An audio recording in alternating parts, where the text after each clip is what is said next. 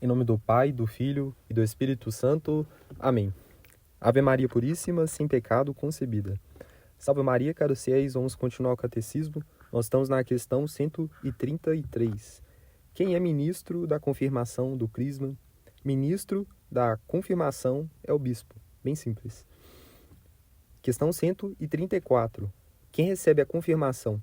Que disposições deve ter? Quem recebe a confirmação deve estar na graça de Deus. Lembrando que o crisma é um sacramento de vivos. E se tem o uso da razão, se a pessoa sabe discernir entre o bem e o mal, ela deve conhecer os principais mistérios da fé e aproximar-se desse sacramento com devoção. A crisma ela vai consagrar o cristão na milícia de Nosso Senhor, né? Ele vai se tornar um soldado de Cristo Rei.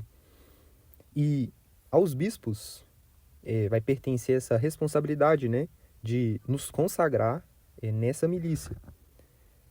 Eles vão nos fazer verdadeiros soldados, né, para combater nessa grande guerra que a igreja militante, durante a sua existência, ela passa, desde o início da sua fundação. E desde os primeiros tempos, né, nós vemos o resultado disso. A igreja, ela conta com esses pequeninos, né, e heróicos campeões. Por exemplo, São Tarcísio, São Pancrácio, São Venâncio, Santa Inês, Santa Emerenciana, Santa Maria Gorete, mais recente. E depois vai surgir o interminável, né, esquadrão dos que subiram ao céu durante as perseguições do México, da Espanha, da China, da Rússia. E muitos desses cristãos eram sim crianças que uniam, né, ao sorriso, né, cândido e encantador dos anjos com a fortaleza heróica dos mártires. E aqui as palavras que o bispo ele vai dizer enquanto ele impõe a mão direita, né, sobre o crismando e fazendo o sinal da fronte: assinalo-te com o sinal da cruz e te confirmo com o crisma da salvação, em nome do Pai e do Filho e do Espírito Santo. E foi de fato a cruz de Nosso Senhor, né, que triunfou sobre os seus inimigos. E deve o crismando ser devidamente instruído sobre as verdades da fé, se ele possui o uso da razão, e aproximar-se do sacramento com devoção. E ele deve estar na graça de Deus, pois na alma maligna não entrará a sabedoria, nem habitará no corpo sujeito ao pecado. O crismando, ele vai acompanhado pelo padrinho, que durante a cerimônia vai colocar a mão direita sobre os seus ombros, e isso está representando, né, um sinal de paternidade espiritual. Ele adquire um parentesco espiritual.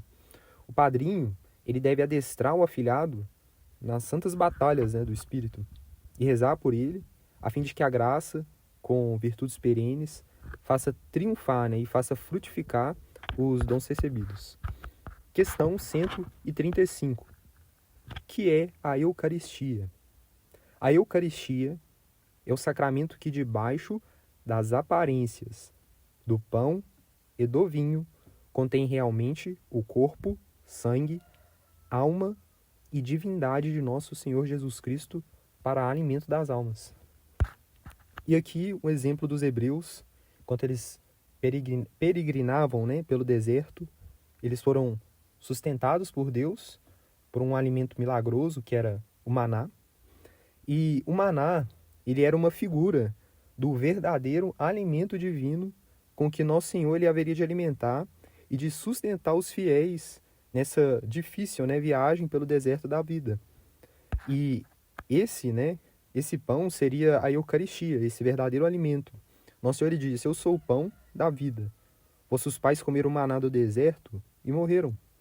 Mas esse é o pão que desceu do céu, para que o que dele comer não morra. Eu sou o pão vivo que desci do céu. Quem comer deste pão viverá eternamente, e o pão que eu darei é a minha carne, que será sacrificada para a salvação do mundo. Que portentos, né?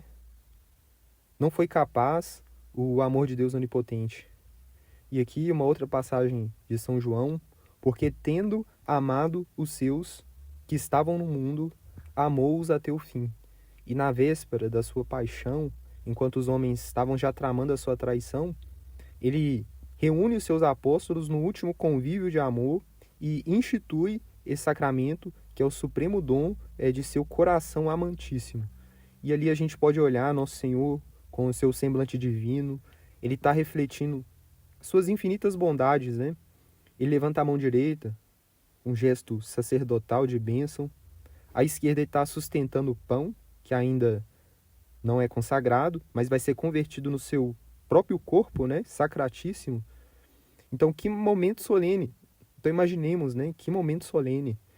Nosso Senhor ele vai pronunciar essas palavras, né? Prodigiosas. Tomai e comei. Isto é o meu corpo. Tomai e bebei. Este é o cálice do meu sangue, que será derramado por vós e por muitos, em remissão dos pecados. E aqui nós vemos realizado esse grande prodígio. Na encarnação, Jesus ele esconde os esplendores da sua divindade para que nós pudéssemos vê-lo, né? Na Eucaristia, não só a divindade, mas a própria humanidade, né? Ele vai ocultar debaixo das aparências do pão e do vinho, para assim se tornar, né, e poder ser o nosso alimento. Que admirável sacramento, que é verdadeiramente digno do amor de Deus. E segundo uma passagem do Salmo 97, cantai ao Senhor um cântico novo, porque operou maravilhas. Finalizamos aqui o catecismo. Salve Maria e até mais. Em nome do Pai, do Filho e do Espírito Santo. Amém. Ave Maria Puríssima, sem pecado concebida.